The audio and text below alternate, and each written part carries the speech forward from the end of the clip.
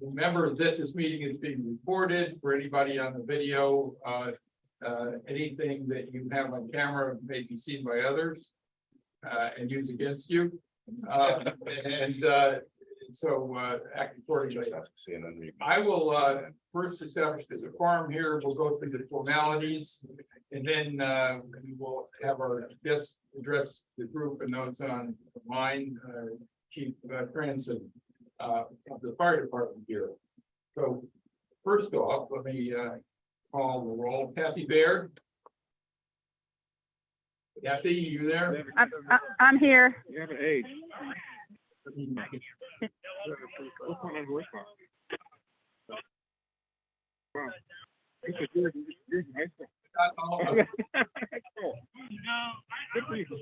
so long. Gary Beller, Peter Kahn, Here. Lou Bisano, Don Green, Pamela Swan, Ian Briskman, Here. Donna Martino, Here. Lynn Flipsky, Here. Steve Croman, here, Bill Gardner, Here. and Ralph Pencil. Whoa, here. Got it right.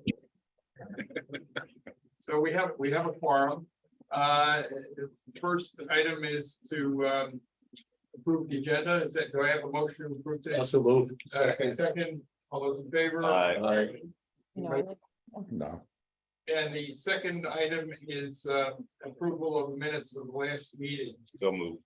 The posted, before we have a motion, the post of the last meeting have since had one small revision. That is the very last line, which is the reference to where people can see that meeting on YouTube has been changed to a correct reference.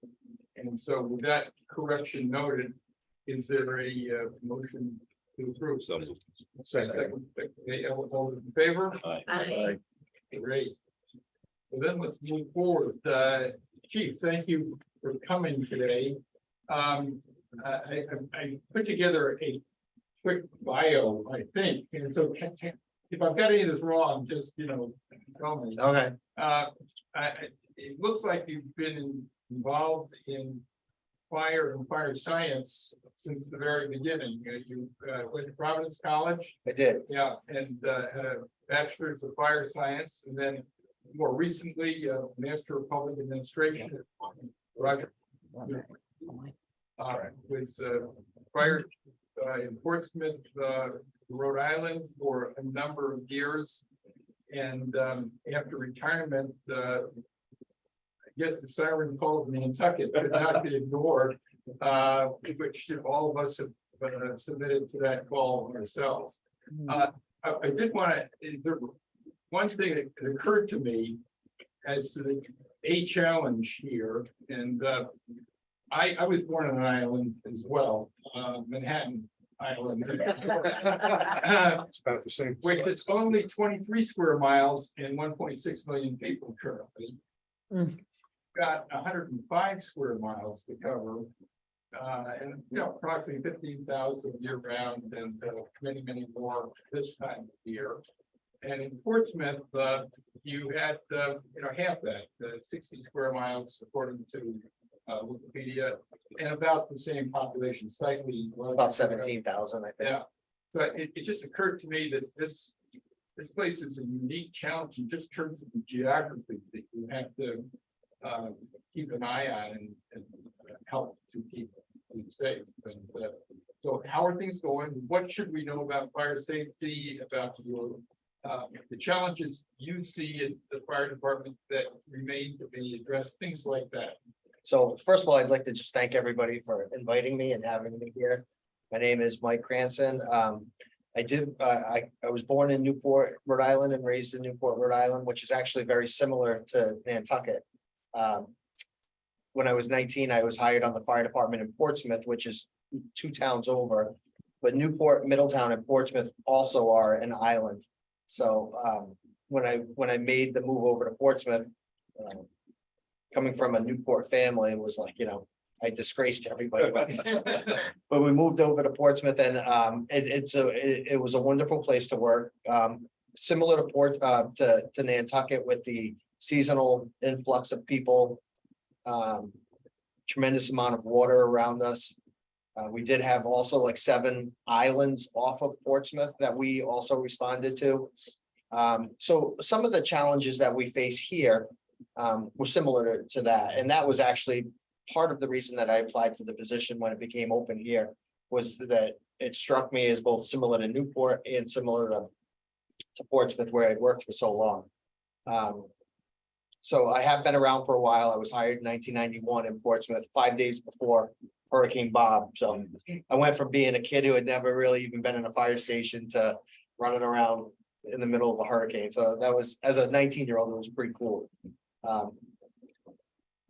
So anyways, fast forward now. So we still have a house in Portsmouth. Take the cream there. October 1st is when I officially took the position and started working here. So there's a few things here that like strike me about this place. And number one, there's a tremendous sense of community. Unfortunately, we've had a couple of bad things happen since I've been here, like, you know, with fires and other types of emergencies that have happened. And it's really struck me, the sense of community that we see here. I mean, there's been other places where people sort of reach out and bring you brownies and stuff like that, but here it's like that times 10. So that's like a really nice feeling. Firefighters themselves are a really tight-knit group. Sort of used to having to do things on their own because of the lack of mutual aid that we have out here. But I think that overall makes us, you know, more inclined to be sharper, to be more of know a little bit about doing everything as opposed to being specialized, which I think overall makes the department stronger and better. So that's where we stand. As far as the department itself goes, we have 32 firefighters in the fire department. We're trying to hire some more people, actually. You know, this place is a lot busier than I actually expected it to be. I think the off-season population is bigger than the census would indicate. As a result of whether it's COVID or people sort of just trying to find housing anywhere, so they may not be necessarily accounted for. I think there's an undocumented population that's here. So all of those things, you know, contribute to a larger population that maybe is indicated in the statistics. So that's a challenge. And then obviously this time of year, I mean, there wasn't that much of an off season from what when I got here in October, it was like, okay, things should be calm, but they really weren't that calm. And then the president came in Thanksgiving and Christmas stroll, and it was like there wasn't really much of a downtime. So and that's fine, but I think we have to be sort of prepared for that when we're doing our long-term planning. So we have hired since I've been here in October, we've hired 10 firefighters. So we're trying to bring the numbers up. If we look at the NFPA standard, which is what, you know, it's like the industry standard for how many people you should have on a fire department. I can tell you, being around for a while, there's very few departments that will ever meet that standard. You know what I mean? You should have 15 people showing up at a first alarm fire. Nobody really does that except for maybe like the city of Providence and Boston and those kind of urban areas.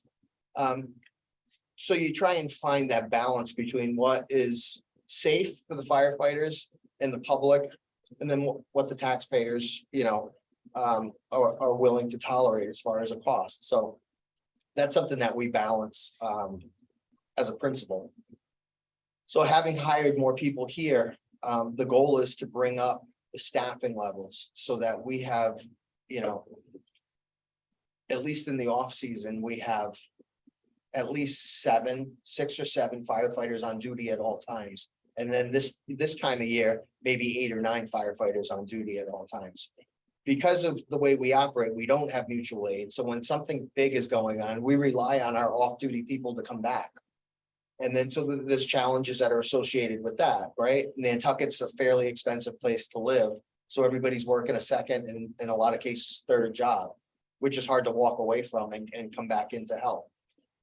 So we've looked at it, and we're trying to sort of systematically and deliberately find the best way and that sort of sweet spot as far as the number of personnel we need in the station at all times. So that's something that's still a work in progress. You know, I've been impressed by the applicants that we've had that have applied. I've been impressed by the firefighters that we have in the station that sort of mentor the new people coming in. So there's certainly a lot to be thankful and hopeful about, but we're still, I think, working towards getting to a better number of people on duty. So I will say the town itself, since I've been here, and the community has just been tremendously supportive of the fire department. You know, we have, our equipment is all new. Fire station. Somebody asked me a question. Oh, Okay, the fire department recently got 2 new fire engines. We're ordering another fire engine now. We're in the process of putting together the specs. We're gonna be putting out a spec to replace the ladder truck. We have an ambulance that's on order right now. It should be delivered in the next month, and we also have 3 other ambulances. So we have a total of 4 ambulances. We do have a couple of big tanker trucks because there's certain parts of the island where we don't have hydrants. So we use in that tanker truck to go and set up our own water supply. Talk to him about this piece here, because he seems knowledgeable. Anybody who is online, mute their microphones, please. There's, I think, one person, Louis, thank you, terrific. So overall, I think we're in a good spot. Recently, we transitioned to advanced life support, so we can provide a more immediate and better service to people who are suffering from a medical emergency or a victim of like a trauma, or we talked about Brant Point, somebody falling off a ladder recently. There are a lot of motor vehicle accidents here, so those are all things. If we can show up on scene and make an actual difference, meaning give somebody some medicine right away, give somebody an IV and some fluid, or take a look at their heart. Using a 12 lead EKG, then we just have more information that we can pass along to the hospital. I think everybody is pretty familiar with Boston Med Flight, comes over almost every day this time of year. And brings people back to Mass General, who need more sophisticated care than we can offer here. But all of those things, I think, are becoming the standard in the business of what people deserve and people are calling for. So we're making steps. Right now, we have 4 paramedics out of the 32. Everyone else is an EMT, but not to the paramedic level. We have 3 more people that are already going through the paramedic program, and they're getting ready to test. And so we'll be up to 7 paramedics. I've actually just joined the paramedic program myself, so that starts in September. And we're trying to get new people as we hire new people, get them into a paramedic program, so we can get those numbers up, and just have 24-hour service for paramedics. Right now, we have like 1 on each shift. And if somebody happens not to be there and we have a call that requires advanced life support, we call them from home and see if they can meet us on scene. So we try and, you know, make it work, but that's the goal. So maybe that was longer than you expected, but that's sort of an overview of the fire department and where we stand today. As far as fire safety stuff. So one thing that struck me about Nantucket is the tremendous amount of wildland that we have here. That's not something that I'm particularly familiar with and used to. So I've been doing a ton of sort of catching up on my own. We have what we call the wildland urban interface, which is basically where your wildland, your trees and shrubs and bushes and all that kind of stuff meet up to structures. So that area in between where that ends and where your structure is our interface. So that on this island, we have that almost everywhere. Some places it's more pronounced than others. Like if you get out to like Tom Nevers, there's a real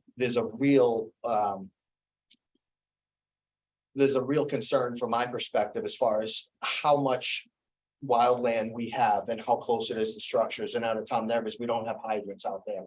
So that all of those things sort of are a concern for us. So what do we do about it? So we have Massachusetts has the Department of Conservation and Recreation. We're considered in the 1st district, which is like the Cape and Islands district. And we have the fire warden who I have a good relationship with, and we spend a lot of time going back and forth and talking about what can we do to make everybody a little bit safer and sort of get the word out to the community about, you know, clearing around their house, not having branches that close to their house, depending on how much vegetation is near them and how tall it is, how far the setback should be from the house. And so before I got here, the town had hired a consultant to put together a wildland, a community wildfire protection plan. So that has been done, and then before it was adopted by the town, COVID struck. So everything sort of got put on hold. Now that COVID is over, I came in and I found the plan. I've gone through the plan. The next steps after this plan was put together was to get everybody, all the stakeholders, the Conservation Foundation, all these different land ownership groups, along with the conservation and recreation, to sit down and go through the plan and make sure we all agree on stuff, the content, which we've done. So now we're in the process of putting together a PowerPoint presentation. We're gonna bring it to the select board and have the select board hopefully officially adopt this as the plan for Nantucket. And what that does is, not only does it just adopt and say, this is what we're gonna do, it also like opens some doors for grant funding and stuff through the state that we'll be able to do. So basically what the plan did is it broke up the island into 12 districts. Starting from like Muskegon and Tuckernuck, all the way across the whole Nantucket proper. So, and then for each neighborhood that's in the plan, it just says what some of the challenges are for that neighborhood, and then gives us, you know, next best steps. So once this plan is adopted by the town, I plan to have it on the town website so that people can go into it and look. In the meantime, I'm trying to do a little bit of public outreach like this. And hand out the stuff that you see is about like Firewise, which is basically like the safe practices around your property. Using stuff like making sure under your deck is not full of like dead vegetation. Try and enclose, you know, the underside of your deck if you can, so stuff doesn't get under there, because those are the places where we see. Even if it's not a wildfire, but we see, you know, discarded cigarettes and those kind of things get under there and do cause fire. So just trying to use that, we call it like home hardening technique. So a lot of that is in the literature that I've sort of passed around. But that's where we stand with the plan. I don't know if any of you have gotten letters, fire alarm letters from the fire department this year. So one thing that we respond to a lot out here is we respond to false alarms, right? This week, This- at 1:30 in the morning. Right, so, you know, we don't know that they're false, so we're obviously happy to respond. But what happens is if we're going somewhere and maybe it's in the off season and the house is not occupied and we can't get in it and we don't know what the problem was, it takes our people out of service for a while because they're on scene trying to figure out, you know, they don't want to obviously break into the house or cause damage or anything like that if it's nothing. So we've set out a new initiative where we've sent letters to everybody who owns property saying, if you have an alarm that is hooked up to a fire alarm company, please register them with the fire department so that we have a list of a caretaker, who to call, all of those types of things, so that if there is an emergency, we can have somebody meet us on scene, get us in and out of the house as quickly as possible and sort of just try and make sure we can keep people in service. Yes. I just dialed 911 because I knew it was false. Yeah, and that's fine. So, you know, a lot of people just have regular, like in my house, I have smoke and carbon monoxide detectors and it's not hooked up to anything. So if they go off and I didn't know, you know, how to fix it, I would just call 911 and say, can somebody come help? And certainly that's what we want people to do. Why do those things go on? There's a lot of reasons. I mean, sometimes they start beeping when the battery's low, right? So But it wasn't- it was in full alarm. So a lot of times when it goes into full alarm, you can get a bug inside there. You know, there's like lasers in there. And if you get a bug that interferes with that laser, that is, you know, that sees it as smoke and it'll sound. A lot of times this time of year, the humidity, people like priming and painting, those kind of things, for whatever reasons, tend to set them off, and carbon monoxide detectors as well. But I will say, if, you know, if they go off and you're not sure what's going on, call us. We're happy to take a ride out, check it out, especially if it's a carbon monoxide thing, because carbon monoxide is very, you know, it's deadly. It'll kill you. And you can't smell it, you can't taste it. And you don't know. So we have meters, we come out, we'll meter your entire house and make sure there's nothing going on. We'll check your appliances that burn fuel to make sure that they're vented properly and, you know, we're happy to do all that. So we encourage people to please call us if they don't know. I'm surprised that there are people who have alarm systems that haven't registered with this fire department, paid their $50 a year, and also filled out the form, which requires you to put down someone who is there, a caretaker or someone who's available 24 hours a day. Because I would think every alarm company that installs an alarm system in any home knows that as a requirement of that, they need to register that. Yeah. I don't know what happened before I got here, but I think they tried to get it going a couple of times and it sort of just petered out. I think it's the police department has it. I've never seen the fire department have it. Police Yeah. department does send it out, and we get to know that, but they should be joined. It should be one. So that's what we did this year. The deputy police chief and I sort of made common language Okay. and we sent it out to everybody. And we actually, sometimes in this case, we sent it out to people who don't even have the alarms, but because they have a burglar alarm. Most of the time, if you have a burglar alarm that's tied in, you have a fire alarm that's tied in. So there were some cases where we sent it to people that didn't need it. But we're just trying to cover everybody and, you know, it's in all of our best interest as a community to make sure that, you know, I have a question, alarm related, more related to your plan. yes. I had no idea that Tom Nevers didn't have hydrants, but I live in Wisconsin, and I know we no longer have a fire station. And I know things changed prior to you getting here where we had a lot of volunteer firemen out there, but they aged out or they couldn't work anymore. I'm curious because it's such a logistical nightmare for you. There are so many areas of the island that are hard to get to. There's traffic, there's access issues. Is that part of this, like how to, So that's separate from this plan, but that's separate. This plan is the wildfire plan in particular. but how about like plans like, are we ever gonna get a fire station on that end of the island or on the other end of the island or those things So that are the- still being discussed? In the long term, yes, Mhm. I believe we'll have a fire station. That we can actually put firefighters in Mattocket and in Wisconsin. That's the long-term plan. But. Right now, we don't have the people. You know, that's sort of the problem that we're running into. So we're trying to, first of all, establish that group of people that are on the fire department. And then be able to use them. One thing that we've done since I've been here, when I first came here, we only had 3 people on duty at a time. And you just can't do a whole lot when you're 3 people, you know? If you get somebody who's sick and you go on the ambulance, that's it. Now you're relying on people to come home, backfill the station. So right now, we're up to having 5 people, which still isn't enough. But systematically, you know, we're trying to, like I said, we just hired another 10 people since January and we're, you know, but there's a process that goes along with, you can't just hire them and they stop working. You know, we have to teach them about the trucks and we have to teach them about Nantucket, and then we have to send them to the fire academy. So there's, you know, it takes like almost a full year by the time they go through the process. Chief, how long is long term? How long is long term? Yeah. Uh, When you're talking about Wisconsin and Mattocket. So I would say, you know, it's probably gonna take us a couple of years to get the number of firefighters up to where we need to be. But, you know, and that's not separate from planning for the station. I think we also need to be planning on what are we gonna do with the station in Wisconsin, for instance? Are we gonna renovate that station? Are we gonna sell that station and build a new station? Like, there's a lot of things that we need to look at. And I think that there has been funding in the past to look at those. Your predecessor came with a giant plan saying that the fire station needs training facilities and that requires an entirely new location. So the problem is finding a location that still has access to town water. And that ends in Wisconsin at Ruddock Common. That's the end of the water.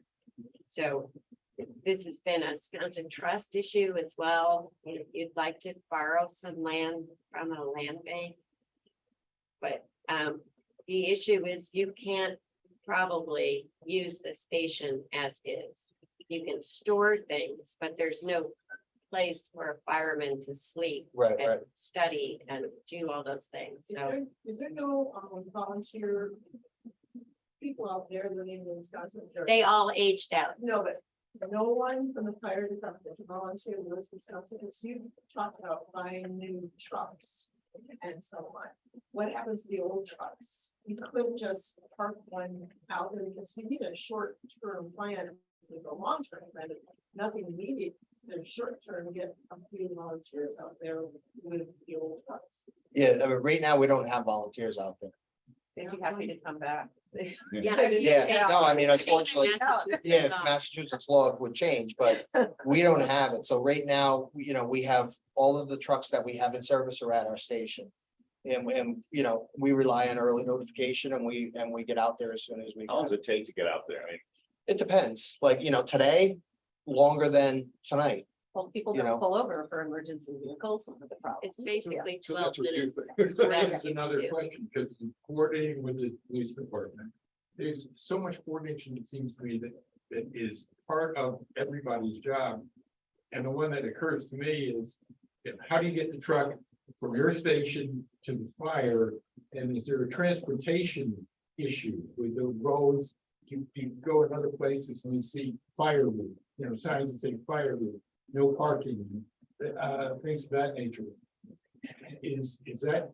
So what we do is we have a centralized dispatch that does police and fire. oh, So when we're going to a call, say out in Wisconsin, we can go through dispatch and have the police who are out in that area work on clearing traffic for us before we even approach. And we do that, especially if we have a call where somebody's, you know, having a severe medical emergency and we really need, you know, time is obviously of the essence.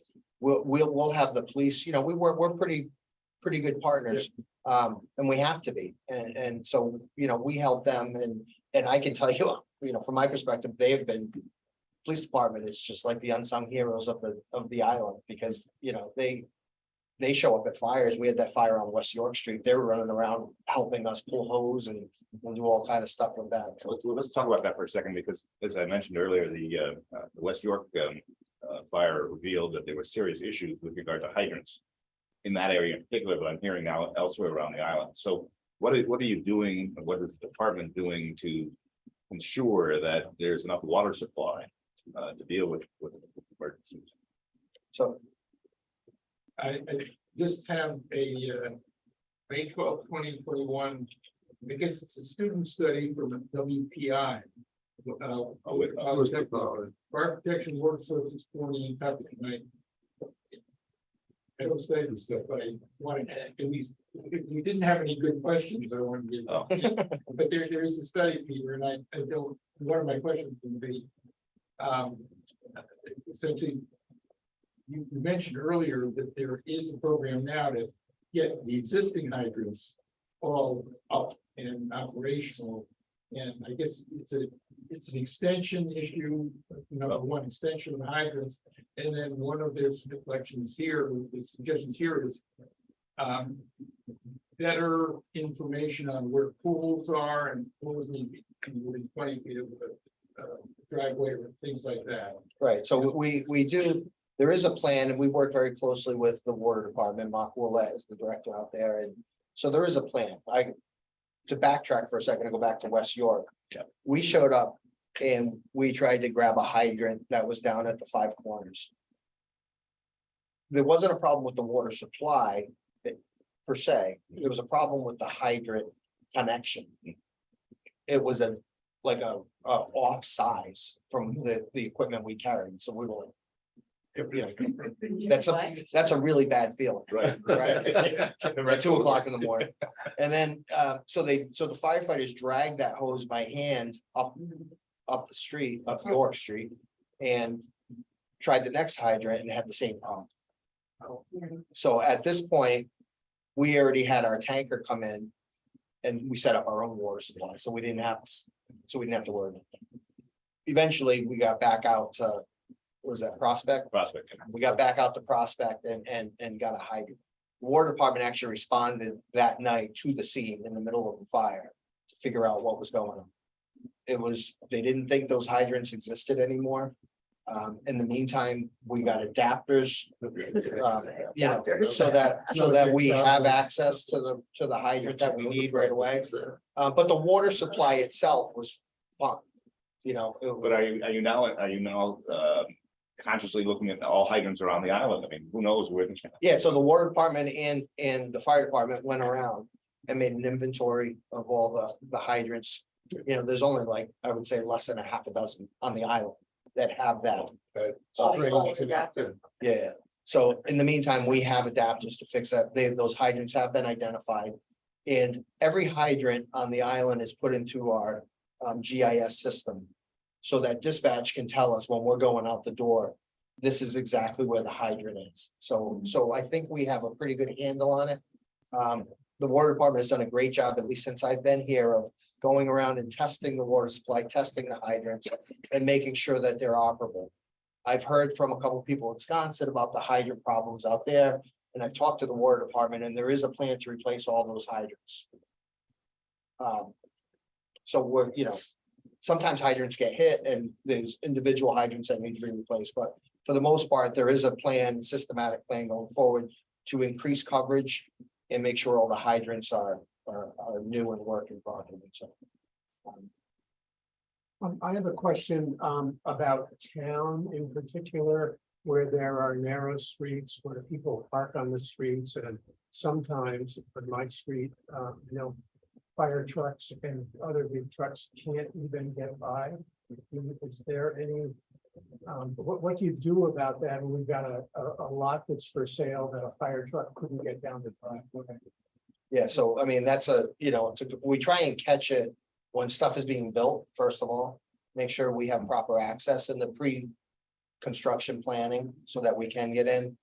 We also are trying to purchase trucks. We're in the process of ordering a new fire truck, trying to make it, you know, a truck that we can navigate the unique streets that we have here better. And actually, I shouldn't even say unique. It's not that unique. But you know, again, that's one of those situations where we rely on the police department to help us get stuff moved.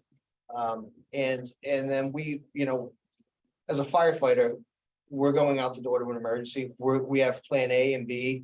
I can tell you as an officer, like when I was in the front seat of the fire truck, I had plan A and B, this is what we're gonna do. But immediately, when you set those aside, you're already thinking of plan C and D for when those don't work. So that's sort of the mentality. So we do have stuff, if we can't get into somebody's driveway or, you know, around a corner, we do have plans. We have ways of extending our lines. We have apparatus we can use to make a line long, like we do have those things built in.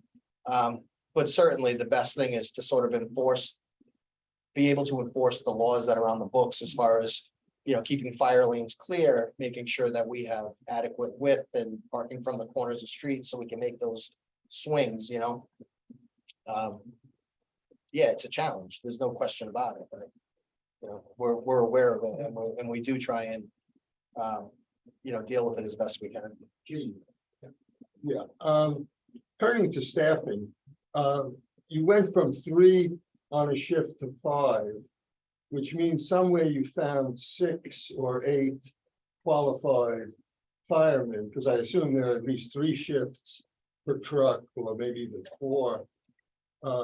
Where did you find them, number one? And the other question is, I had heard that the majority or a very high percentage of the firemen don't live on the island. So because they know they're working on Thursday and then again that Sunday, they can be off island and come across. But what happens in an emergency? How do we get them over? Because, and am I correct that only a smaller percentage of the firemen live on island? Well, actually, it's the opposite. Out of the 32 firefighters we have, there's only 3 or maybe 4 that live off island. Oh, good. Everybody Well, else that's lives here.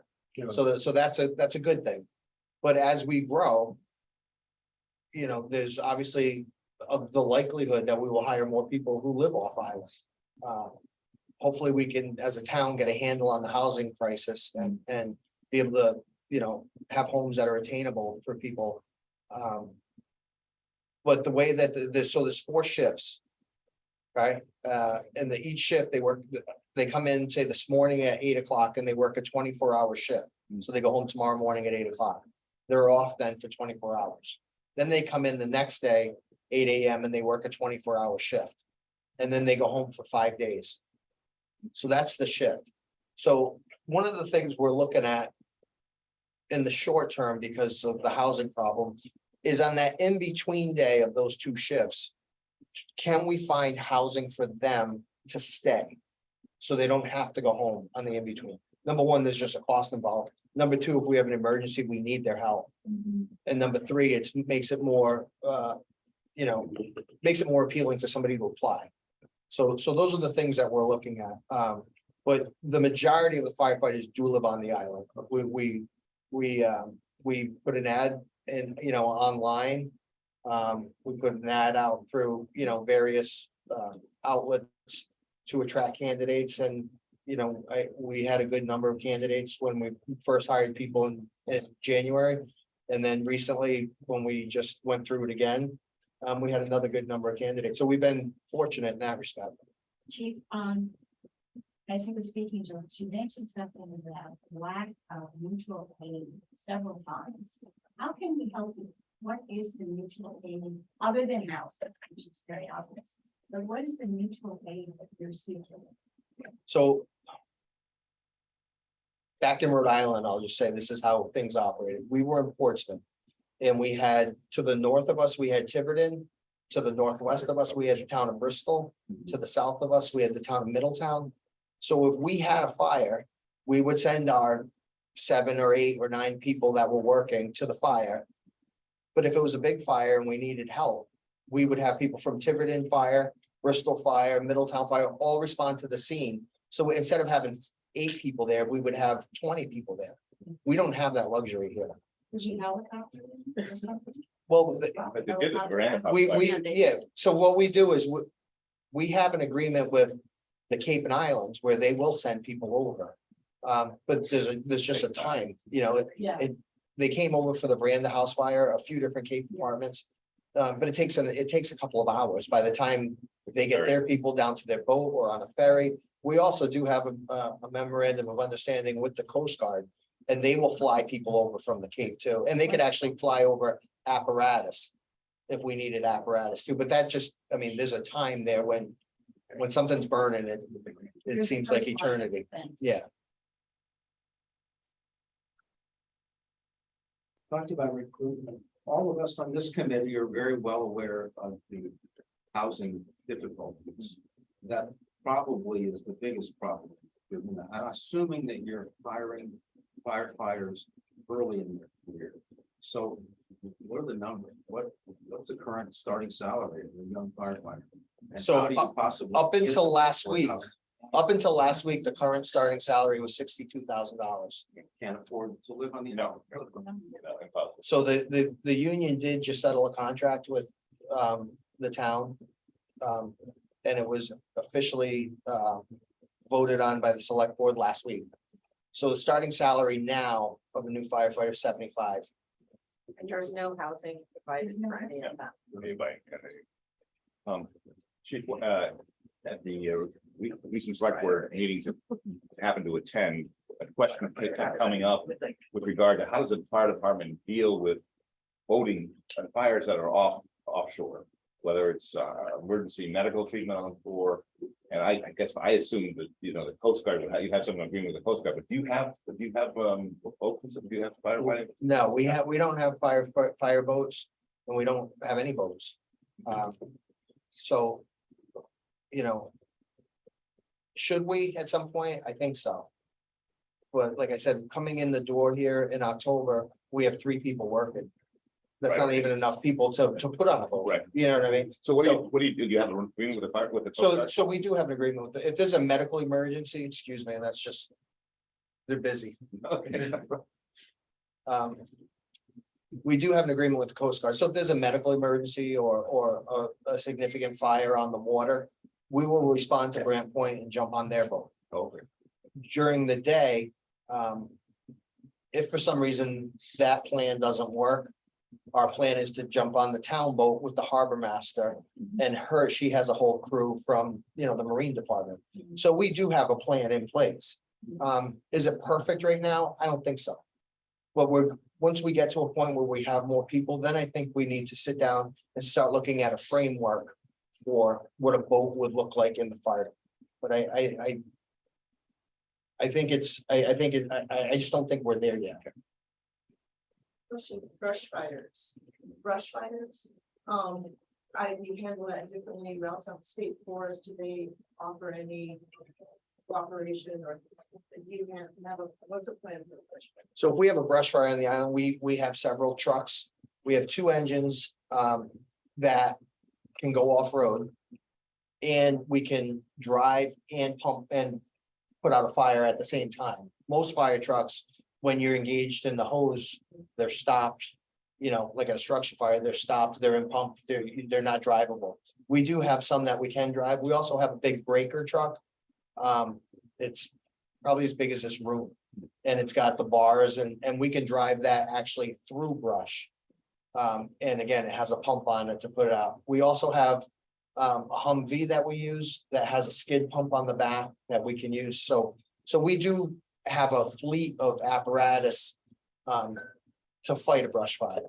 But we also have that relationship with DCR, the Department of Conservation and Recreation. Well, they will send their teams over as well to help us fight a fire. I think, I'm not sure how long ago, but at least maybe 10 years ago, there was a decent sized brush fire here on the island. So they did send over a bunch of Cape and Island fire departments to help us. We also work closely with the Nantucket Land Bank. They have a couple of our old pickup trucks with pumps on them as well. And so they're trained because wildfire fighting is a sort of a different discipline. So there's separate classes you take for that. Those people are trained to help in that case as well. So that's the one thing I wanted to mention before I forget is we've also implemented a call system. We talk about the volunteers sort of aging out in Wisconsin, but we started this program in January where we opened an application process for people who wanted to join the call fire department. And we hired 15 people to come in. They come in on Wednesday nights and they're being trained on Wednesday nights to go over the trucks and to be able to, you know, pull hose and not so much go into a fire, but to be able to assist us on scene as sort of a robust group of help. So Volunteers. they're volunteers for if they do go to a fire, they get paid like an hourly rate. But for the most part, they're just doing it because they want to help. So that is great. And I think it's important. So I didn't want to forget to mention it. Gary and Peter, and then I think we probably have something to do today. Hopefully no fires, but. No, I learned something from you today and I'm always thrilled every day that I learned something. I know it's a good day, right? And what you said was, I'm pleased and impressed by the fact that all of the firemen and women, right, are EMT trained. And for me, that suggests that the fire department really is a very significant part of the island's medical response team. And most people don't think about that. People think if you have a medical issue, you might have to call a hospital. But in fact, that you and your guys and men and women are doing it, is that right? That's about what percentage of all of the calls that you have to act on are more medical than More than 2/3, 1/2, like 75% 75%. of the calls we respond to are medical calls. I mean, fortunately, people aren't having a lot of fires. I mean, we have a lot of, issues with smoke, fire alarm systems sometimes, but the actual number of like rip roaring fires is way down. Thank God. And I mean, I attribute that to great fire prevention. But certainly the medical calls continue to rise every year. So, As our population rises, yeah. yeah, and that's everywhere. That's just not a Nantucket thing. That's. Chief, you mentioned that the select board recently approved a increase in the pay and through the union negotiations. Before you came, I mean, I don't need to remind you, but it was pretty, the labor issues here were pretty serious, or at least they sounded like that. Were they? And so I'm curious, I mean, it is a public meeting, so I know you have to be careful, but I'm curious how you feel that you've got, you're coming in from the outside. How do you feel the relations are right now?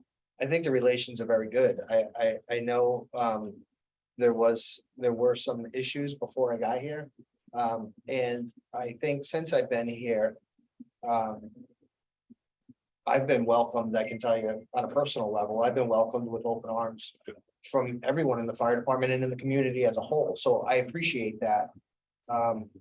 You know, but we're not perfect, you know, I think we always have room for improvement.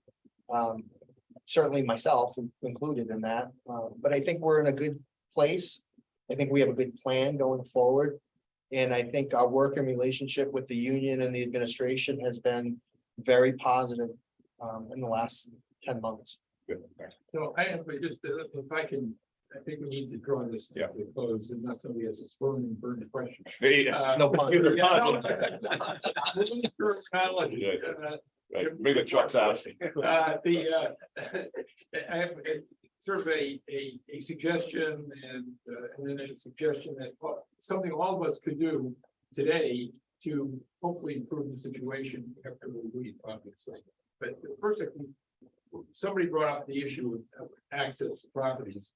And I'm just wondering whether there is coordination between whoever issues the building permits and your department to make sure there's an access review, you know, of any permit, which it's called for, because which is not clear. It would be good to do that if possible. Otherwise, people have to kind of bring things to your attention.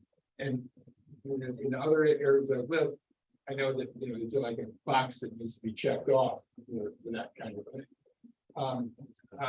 thing. So the practical issue, which is suggested by this WPI student study, is it goes back to fire hydrants. I did this yesterday after reading this, and basically just walk up and down your street if you have fire hydrants in your neighborhood and figure out where they are and whether they're accessible or not. I know on my street, there of the 4 fire hydrants, 3 of them are clearly accessible, could be seen easily by the departments that come down. And one, somebody just built it into their hedge, and the suggestion is, It's a sprinkler system. it would have to be closest to my house, but not my hedge. Yeah. The suggestion I hear is, and I don't know if it's the regulation or what, that you should have 3 feet clear on every side of that hydrant so that somebody can get one of those big unwieldy hoses in and connect up. And so you just mention it to your neighbor that needs to be. I think that's a good point. I appreciate you bringing it up here. So, There's one hand up there, I see. okay, yes. So member of the public that wanted. Yeah, Bruce Mandel's hand is up. You can unmute yourself, Bruce, and ask your question. Thank you. I just wanted to remind everybody, and I'm sorry I joined the program a bit late, I have trouble Zoom, but not long ago when we had a presentation at the Manicat Conservation Association by Sean Mitchell and Deputy Chief Nigro from the state regarding wildfires on Nantucket. And the bottom line is, after the presentation, both Deputy Chief Mitchell and Deputy Chief Nigro offered any property owner a free inspection of their property regarding the potential for wildfires, how to create a buffer, and what other steps you might take. And you simply have to let the fire department know about it, and they will organize it for any property owner. So I think that's something that's important to do. Many people in Manicat have already done that. It's very helpful. Great. Thank you, Bruce. Thank you. So Bruce, you put your hand up. Great, you did that. Anybody else? If not, I see no further hands. Thank you very much, Chief. This has been, I think, very, very informative and of value to us. And if there are things that our job is to provide advice to select the work. And if there are things that some like, advice that makes sense to everybody, Right. we'll pitch in. All right. Well, I appreciate that. I appreciate the invitation to be here and for allowing me to talk. you know, like I said, the support from this community is overwhelming and I sincerely appreciate it. Peter, I would say for a guy that just hit the island, this is very impressive performance. Thank you.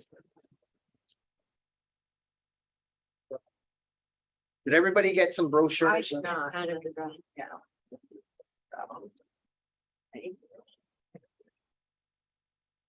Looking to my agenda You here. can bring all this up with the civic association. Right, okay. And Peter Morrison was on. I have to So leave. promptly he'll at probably 11:30, bring it so up. we extend. You've been to You want to do it in the SDR? All right. It's the SDR working group. I think. Yep. I appreciate it. Nice talking to Okay, you. next up. Nice to meet you. And the, Okay, one- the next item He was was the dedicated agenda. to that. Okay, perfect. I believe Yeah, me, I was there, I was behind the trucks. when it's on. Order. It's part of this group. This is. Public meeting.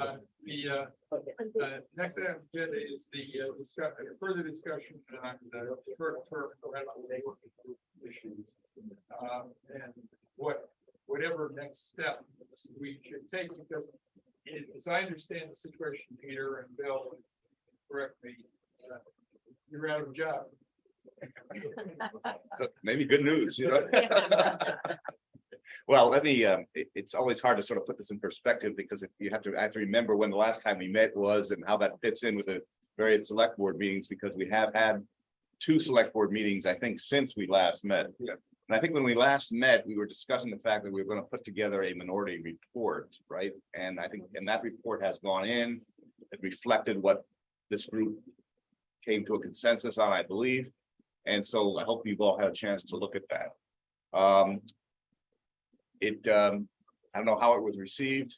All I can tell you is that we were certainly on the, it was a minority report for good reason. We were on the losing end of that vote, 7-2. However, I think it's become clear, and it would become evident, particularly at the last select board meeting, when we made the point that, look, you know, we are not against Article 1. We're not against Article 2.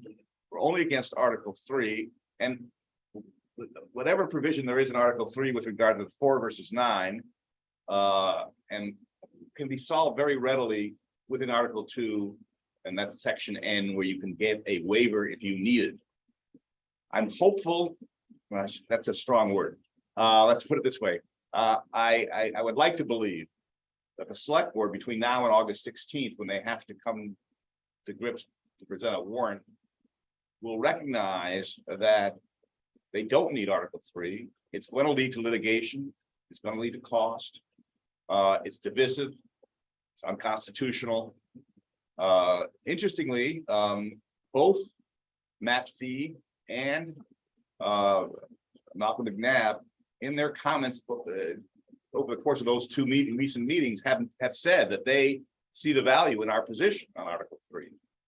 Now, whether they act on that, whether the other members of the board who who are supportive of, who are on the sort of the majority side, also see that. We'll see.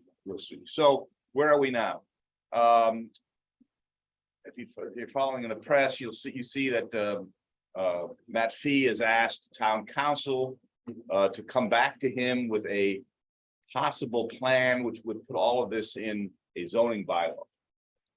I can tell you that I actually agree with the majority on this, that we looked at that hard. And it is difficult because the issue within the zoning article would be what is a pertinent use as opposed to your primary use, and defining. I mean, obviously, we all know that the primary use would be your resident, as a residence. But the question then is for how long? And you start making some very fine distinctions here, and you get yourself right back into the issue of that we're concerned about, treating people differently. It may come, I mean, one of the problems here is that, and we were talking about this earlier before we started the meeting, the select board and the committee sort of back themselves into a corner here because of timing. This is all, this is a rush to judgment, so to speak, now, because they've got to get to town meeting by November, 7th or 12th or whatever that day is. Everything is geared to that. instead of having an opportunity to really sit back and walk through this and discuss it, it's being hampered. So I don't know, the bottom line is it's unclear what's going to happen. You saw the inky mirror has asked, and I think there is some sort of a, the easy way out. And then I'm not saying I don't mean that in a pejorative way, would be just to throw it to the voters, let the voters decide. The problem with that, I think, is as we indicated early on, which is, if only the residents can vote, right? So hey, if you get a free 9 as opposed to 4, why not take it, right? And that just gets you back into the problem. Peter Halley, I don't know, I hope you saw that, it was attached to, wrote the letter, we worked together on that, and there's some very good, hopefully practical suggestions in that. That was a good letter. Yeah, was a very good yeah, Letter. yeah, and so we'll see, we'll just have to see that. So Peter, I have a question. Yeah. And I think after reading the letter and going through everything again, because it just becomes more and more complex. One of the things we talked about very early on was that whether you were a part-time or a full-time resident, things can change in your life. You might all of a sudden one season need to find your house for some reason. So my understanding now would be if someone lived here, whether even if it was a full-time resident, they would have to register Yes. their house starting now every year, even if they have no intention of renting it, just in case at some point in time they needed to rent it. That seems a little bit burdensome. I don't know. It's over, let me say, there's an owner's nature to it. Yeah. It's not something you have to do now, so it's a change. Well, but it is, but to be safe, obviously safe in the sense of protecting your right, but it also, ironically, it's a tax, it's another tax. It's a fee for people. Yeah, And exactly. I'm wondering if the full-time residents see it that way, because I would see it that way. Look at it a little bit differently, instead of tax like buying insurance. That you can rent Somebody something. said, if you paid me, $500 a year, I guarantee you'll be able to rent your house forever. Mhm. And that might be something, so in a way, yes, it obviously is a tax, Mhm. but it's a fee. The fee has to be rationally related to the cost of the short-term rental program. Right. And so I don't look at those things negatively, it's just yet another. It's another straw step on in the process. But it could all, look, town meeting, all of this could change, Right. people can put amendments on from the floor, so everything's up for grabs there, the residents might say, hey, why should we have to, why should we have to do this? Why can't we join in this? What's the past behavior of the select board? Are they prone to do line item vetoes, or do they feel impelled to accept whatever comes from strong as it is? Yeah, I think there is, from my perspective, there's been some unfair criticism of the select board here. We knew as the STRWG, we knew going into this that our proposals had to have select board review, that we could not, in and of ourselves, just decree that this is the way it was going to go to town meeting. Yet that was quickly forgotten by many of those who, these resignations, which I have not resigned, right? We have, whether that You makes are it, the committee. whether that makes any difference or not remains to be seen. Committee has been disbanded. officially. But I do think, so arguably, and this goes back to our discussion that I meant to mention that there wasn't good discussion just among the working group and the board. We didn't have time to sort of have a quiet discussion. So they were sort of, Matt Fee and McNabb were sort of thinking out loud, so to speak, when they first raised the concerns. And that, it's like looking at how the sausage is made, right? That turned a lot of people off and got people upset. I think they're struggling. I think, they raised some fair issues. And there is a big question, does this, is this too light a touch? In other words, because obviously this is a break, the brakes are being put on, but quite subtly here, obviously. This is, that no one wants to take away, that's the argument, the long-term rights that people have had, they've been planning, what have you. There's some people who say, hey, stop it now, before it goes any further. Well, and that's what you hear, that's what you're hearing, like McNabb, for example, say. And Fee comes at it differently, he's had experience in totally unrelated matters with regard to zoning, and the concern there being, I think what you're hearing him articulate is that because a zoning law requires three quarters, 2/3 to 3/4 to overturn. He's afraid that the general bylaw, which only requires 50%, will, people will be changing their mind every couple of years. So, there has been no experience. They have always had a right to line item, so to speak, red line a position.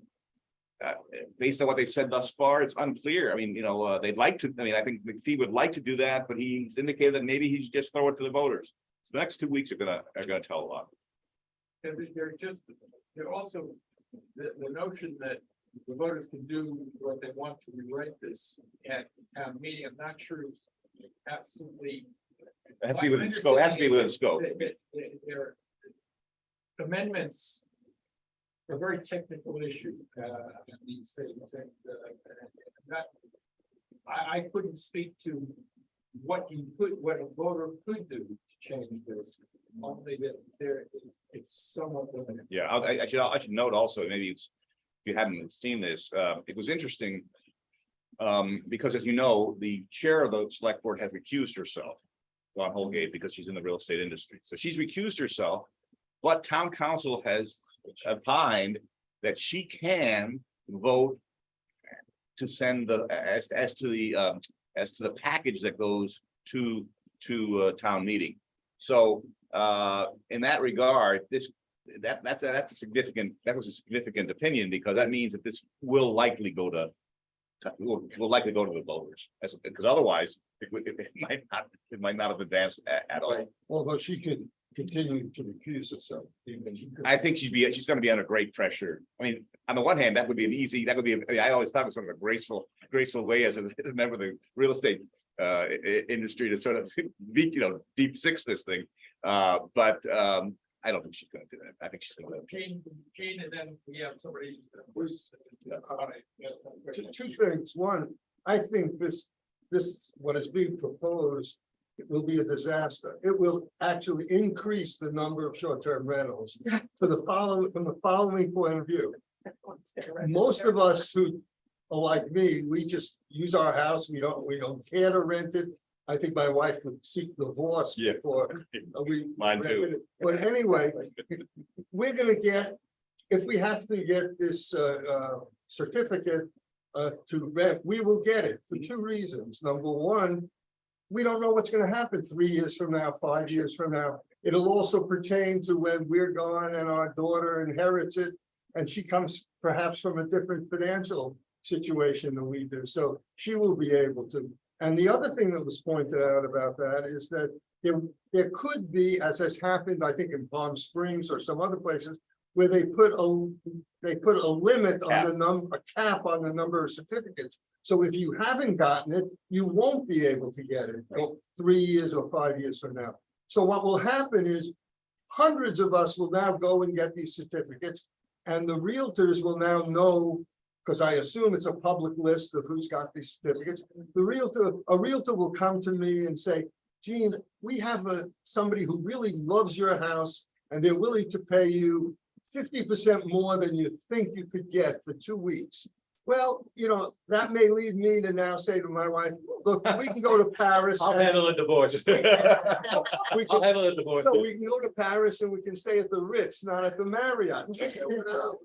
So anyway, it'll put a lot more supply into the market, and that may not necessarily cause a lot of more demand to occur, except more supply implies lower prices, and lower prices brings on demand. That's sort of the way economy works. So I just opened that up as a thought. The other thing is, after I read Peter's email this morning, his letter, I said, one of the problems we face is that people think it's a us and them kind of situation, and we ought to somehow publicize the letter or some of the contents of the letter that the two Peters put together to the community as a whole, to point out that we're not against short-term rentals, but we are against discriminating one group against the other. And somehow, because I don't think very many people go to the select board meeting, even fewer probably watch it on, unless you have insomnia and want to fall asleep, you're not gonna watch it on Zoom. But anyway, I just think it's something that we ought to make people use to make people aware that we're often on the same page as the year-round residents. Well, I think we could work with Steve. yeah, I mean, yeah, there's gonna be some time. I mean, let me just, there will be time between now and when this goes to the voters to sort of educate them and. But one other thing, I mean, keep in mind also, and it sort of gets lost in the shuffle here. The economy plays a role here, and you know, people ought to let sort of the natural balance come out. The rentals are way down this year. So this concern, you know, the idea that, you know, you're concerned that there's going to be all this pressure to. My guess is that, like, unlikely, but I hear you, but They're down to what they were pre-COVID. Exactly. which is fine. So can I do Bruce first, because he has his hand up? Bruce, you had a comment or a question? And you need to unmute yourself. Bruce Mandel. maybe you don't, He's still muted. you're still muted. You're muted again. How's that? Better. Good. Thank you very much. The comments that the gentleman just made are very important. First of all, I attended every meeting of the short-term rental work group as a member of the public and didn't have much of a chance to speak. But first of all, let me tell you that I'm a member of the Mattocket Conservation Association board. We have had over the last 3 years several surveys that went out to 700 properties in Mattocket. And those are primarily seasonal residents and year-round residents. Obviously, we have more seasonal residents here. And amongst those surveys, because we're revising the Mattocket area plan, so we want to have their input on it, there were about 8 questions over the last 3 years about short-term rentals. And the overwhelming consensus of the respondents, we had a very high response rate, is that Mattocket does not want any forms of corporate STRs. And they will vote against any article that has that in it. Overwhelmingly, at least the year-round vote, the people who are registered to vote. Number 2 issue that we have is that the entire process of these meetings, which were hard to go to, 4 or 5 hour meetings, but there are some agenda summaries published. Not a single one is published in Spanish or Portuguese.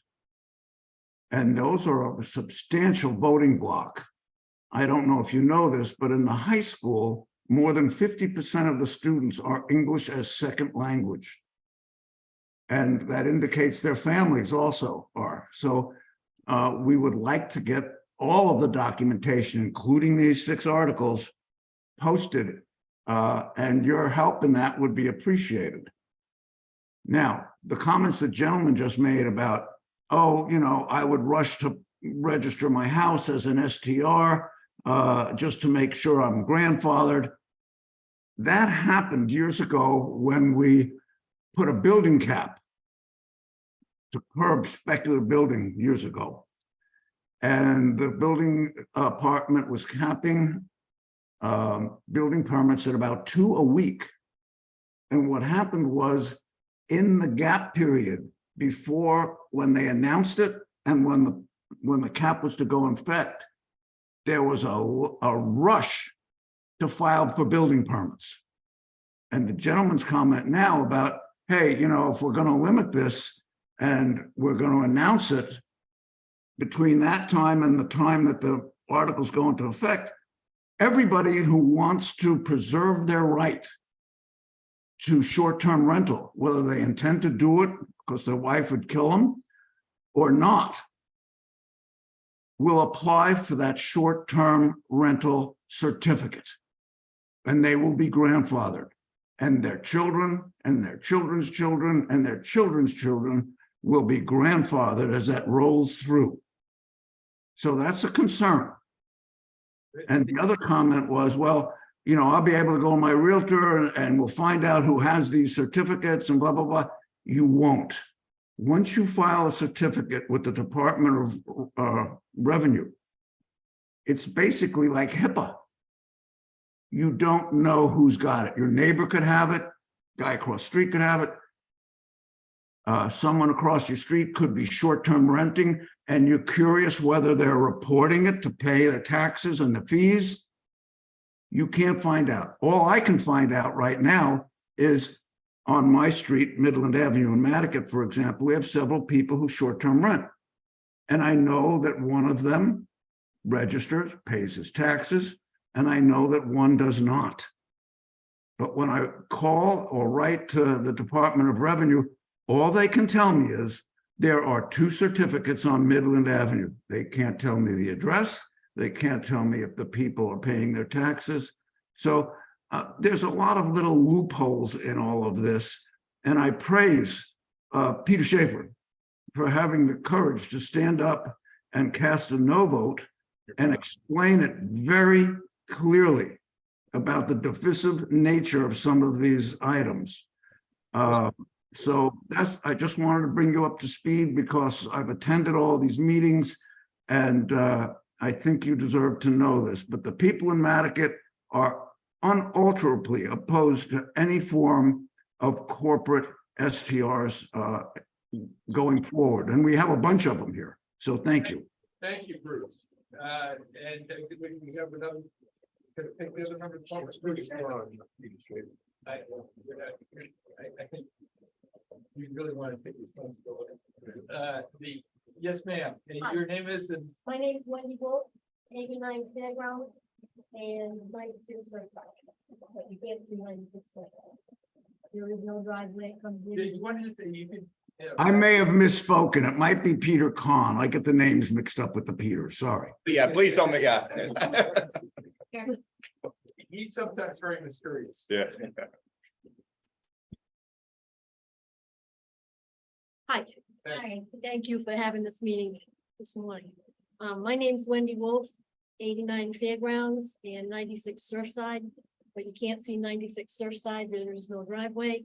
It all goes in through 89 Fairgrounds. We've been there since 1972. And we built 96 Surfside in 88. So we've been there quite a few years. I just had 2 questions, and I didn't see a copy of a letter that's been mentioned, written by 2 Peters, and I was wondering where I could see that. We're gonna Post it. all that stuff on our website. Okay, The one that I wrote this last Wednesday, was, they'll go in and either attach the meeting minutes of this meeting or separately. And then I think, Peter, your minority report. That's already up. The minority report is already up on the select board. And part of the select board materials. So that's good. If you need it, we're happy to give you a copy of. okay, thank you. And the other comment was, the gentleman in the middle there, sorry, I don't know your name. Gene. Gene. When you mentioned that everybody might be running out to get these permits to be able to continue generation after generation for a short term, I would be thinking that would open up more rentals. People have it, so like you said, the realtor's gonna come to you and say, can we? It's inviting more That's what more rentals. That's what I said. And I don't know if that's really what you want to do or not.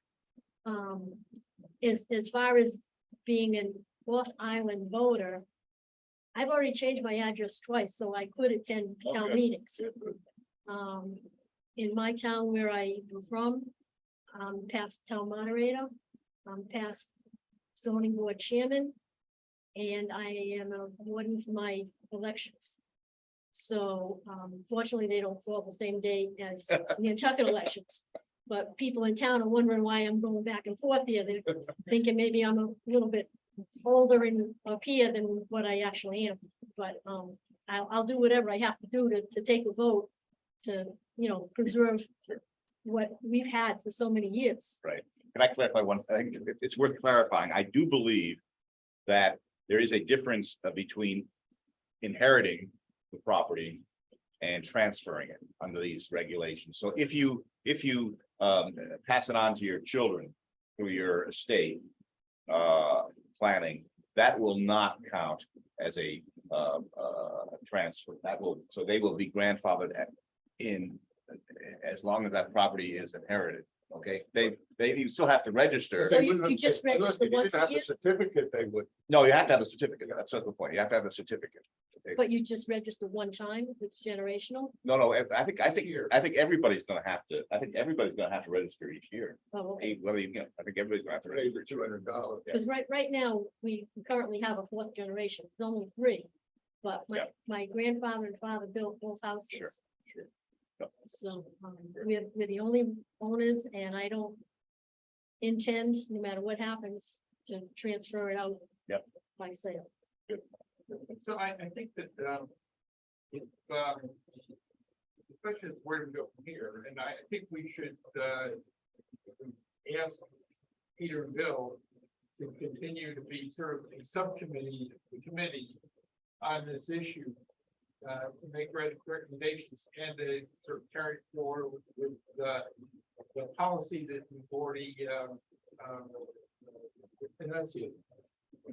So I'm a little bit of two minds on this, what I'm gonna say now. But basically, since as you all know, I'm a strong advocate of the number 3, make sure we don't get discriminated against. On the other hand, it seems to me that I think it's important that this proposal, the work that the short-term working group did, spent so much time. I think it should go to the voters. And I would be very offended if, because of the voting count, no decision is made by the select board to permit it to even go to the voters. If it's a 2-2 vote, if Dawn continues to recuse herself, although she doesn't have to, she may, even she's been a little bit questionable about some of the stuff that has been proposed. I think that would be a very bad situation. I think it would be a frustration to the community. And I think the voters have a right to do that. So the reason I'm of two minds, I think, since that's what the short-term working group said, at least let it go to the voters, even though I prefer if they took out the section number 3, which is discriminatory, but because otherwise it would be gone to waste. There would be nothing going to the voters. Nothing perhaps can go to the voters at all. And we've advanced nowhere on this subject. Well, that's really what, based on my. That was right. I think we can redline. I think, yeah, They can redline. it can be redline, and we lose a lot of leverage, Gary. I think if we announce today that we're throwing in the towel on our position and saying this needs to go. But the fact of the matter is that I was encouraged by Matt Fee, yeah, as I said, both Fee and McNabb indicated that they recognize the issue of having us treated the same as others. I think we should continue, we made it very clear, we're all for Article 1 and Article 2. Let's see how this develops. I would not, this not, we're gonna have another board, we're gonna have another meeting as this develops, but I would strongly, at this point anyway, say, let's sit tight and let's not throw in the towel at this point. I happen to believe, just politically, it's going to the voters. I would be shocked if they, I would be shocked. Let me just suggest that there's one thing we really haven't talked about much. And that is whether between now and August 16 is that the date that the select board has to act. Yes. Yes. But are we gonna do any lobbying, selective lobbying, outreaching? Are we gonna try to persuade town council? He didn't respond to the first letter, he made the second. Are we gonna try to have individual meetings with either P or McNabb? Or are we just gonna sit back and let whatever happens happens? I think it's a lot of work, but I think it's worth considering. Yeah. Some outreach. Well, we've talked, sort of quietly talked about that. I think we should see what town council and fee come up with before August 2nd. That will sort of be the deadline. If in fact they can come up with a zoning bylaw that includes everything that, that currently exists in the general bylaw, and at the same time treats us equally with the residents, then that's great. That's great. And that will sort of put away Article 3 and get it off the table. We did ask, maybe you don't know, we did ask for a meeting with the town council. I must say I was quite disappointed. He didn't even have the courtesy to respond. We've toyed with the idea, should, maybe Matt Fee's on, he's not, I guess he's not on this call, he's been on other calls, and he may well be receptive. The trouble is that I don't think we have a good answer for him on the issue of the zoning bylaw, because based on what the work we've done with it, we tend to agree with him that it's going to be very difficult to have that be affected what needs of regulation here. So I guess bottom line here, Bill, I would say before we rush in with the heavy lobbying, let's see where they come on August 2nd. We'll still have some time before the 16th, and then go from there. Sorry, I'm not hard and fast. Yeah. But it could be too late. Well, Please, the gang of four, but they're gonna be lobbying, talking to the select board. We're just not prepared. I think if we have something useful to say to these people, we ought to be saying that, having consistent message. Just to sort of step back. Our position is pretty simple. That's the position that Gary stated. There should be no discrimination. If there's no discrimination, we really don't have a position. on the merits. Yeah. Who should rent, who shouldn't rent, and if you want to think about the effect of no discrimination, it's kind of like having the voters vote for things that they can live with themselves, rather than voting for things that all fall on the shoulders of the taxpayers, the non-voters. And so it should act as a anti-discrimination, basically. It's, don't vote for some regulation that you would want to have yourself. And that ought to help the situation. Other than that, the reasons that at least I've been somewhat positive about Articles 1 and 2. First of all, Article 2 doesn't have any discrimination. And secondly, the pure position of no discrimination, it doesn't get anybody any place. And so you need a package for it to go with that might be reasonably acceptable. I think our underlying, if one were to ask around the table, other than no discrimination, what else do we want as non-voting taxpayers? And you probably ask the same on the voting taxpayers as well. They want some reasonable regulation of short-term rentals that does not tank the economy. If you overregulate, you have a real economic problem, which is going to not be good. The underregulation is a little bit less of a problem, but as Peter said, this is sort of a very light touch. And my problem is I tried to voice in the select board is that we're all focused on grandfathering this, that, and that, but we're not focused on what these Article 2 actually does to solve whatever the problem is that you think needs to be solved. Well, I think, and in response to what Bruce Mandel said, there are two critical points in Article 2, among others, but the two critical ones, which seem to be what people are most interested in. One, no corporate ownership, right? And two, cutting the idea of individuals having sort of multiple multiple rentals. So that you could, one person, one property rental. That will, those are the two key issues of Article 2, and will begin to have an effect immediately.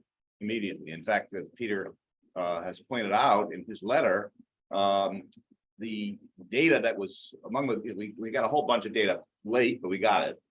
And it does indicate that if you bring the number of rentals down during the high season to 9, just bring it down, you just set it at 9, that's an automatic arguably a 5% drop in the rental. 4 would be, they didn't study, the common sense would say it's at least double that, and would have an effect. And we don't take a position on whether it should be 4 or 9. We just take a position that we should have a say. The thing that I wish came out more clearly in the last couple of weeks is the fact that we're basically for whatever the group has, except for that one little thing. That basically 8 out of 9 really agreed on the entire package, except for that one tiny little thing, and it hasn't come out clear. It keeps, well, that's what I think. That's what your memos have said it beautifully, but the public doesn't read those. Yeah, we can get something else out at the appropriate time. The more we said, I mean, we are 100% with everything that this group said, except for that one tiny little thing at the end. And none of the press has talked about. They keep talking about 7 versus 2. Well, the other thing that's very Peter Schaefer said it at the select board when he stood up. He said it really wasn't 7 to 9. He really said it was really 8 out of 9. He said the right thing, but it's not as well received by the public from my own personal point of view. That's what I was saying. Yeah, I mean, it's certainly, it cuts both ways, though. On the one hand, it says, well, it's only one little thing, so throw it. Why should it be? Why we're going to get that knocked out afterward anyway. The other thing, of course, the other thing that I find particularly interesting is the local press has yet to call me. I mean, not that I want to be talking to the press, but they get to call me. They don't report on it for whatever reason. They just talk to the few people on the board who they know, I guess. No. Well, I mean, we should talk about that. We should talk about that, Stevie. I mean, because you should be part of this. If we're going to do a letter and how to get that publicized, and we should be part of that discussion. Put Peter's cell phone on. Yeah. I mean, it sounded to me like a message this group would like to send is we are for Articles 1 and 2. Now that I know gives some people a problem, especially the corporate ownership issue. Because there is a group that wants just no corporate ownership as of today. And Article 2 does not do that. It does no additional corporate ownership. So the ones that are in place. Yeah, everything is fair. I think until they transfer. Yeah, and so I know that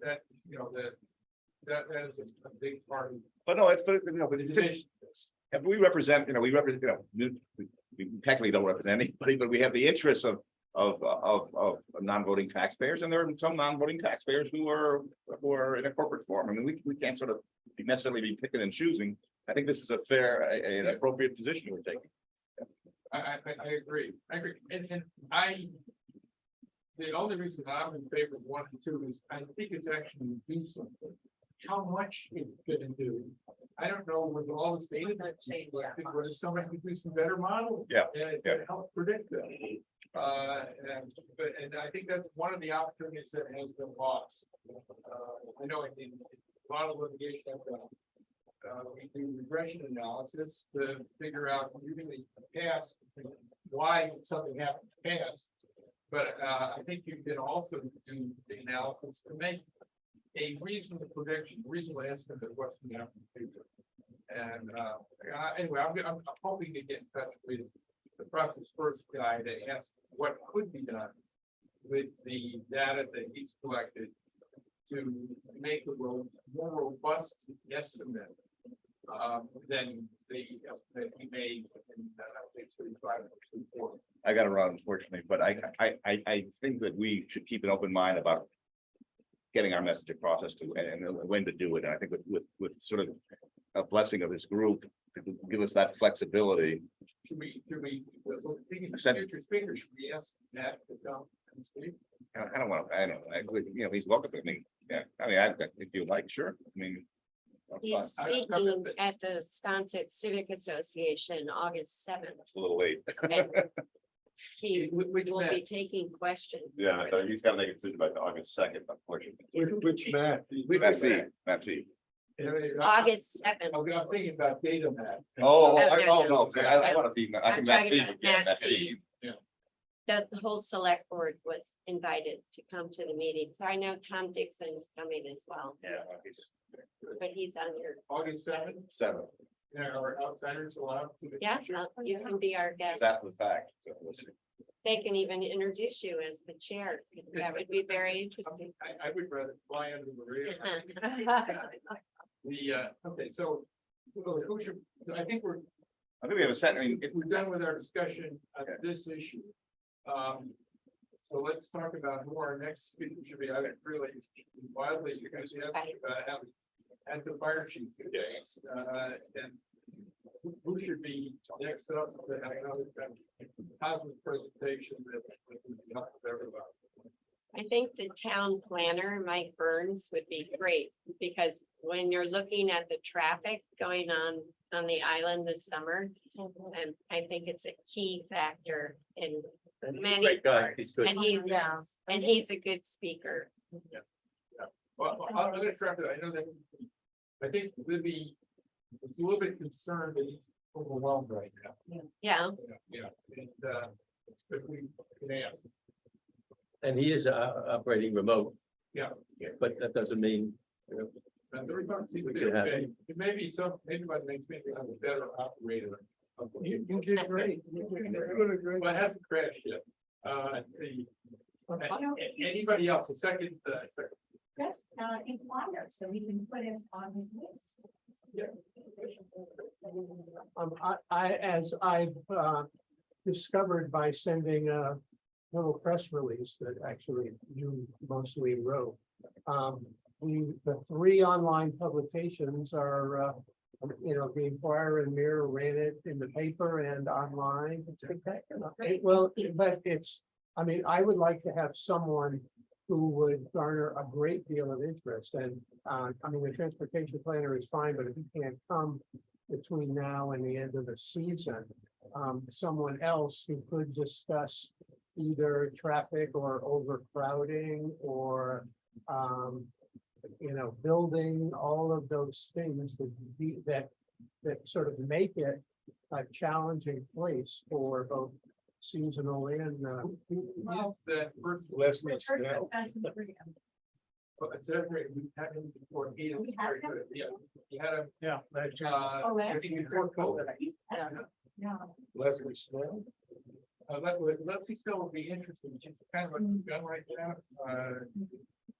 I thought that was outrageous of the Yankee. Isn't that? Put that lousy letter on the front page of just You're absolutely- irresponsible journalism, so- irresponsible Make it journalism. less.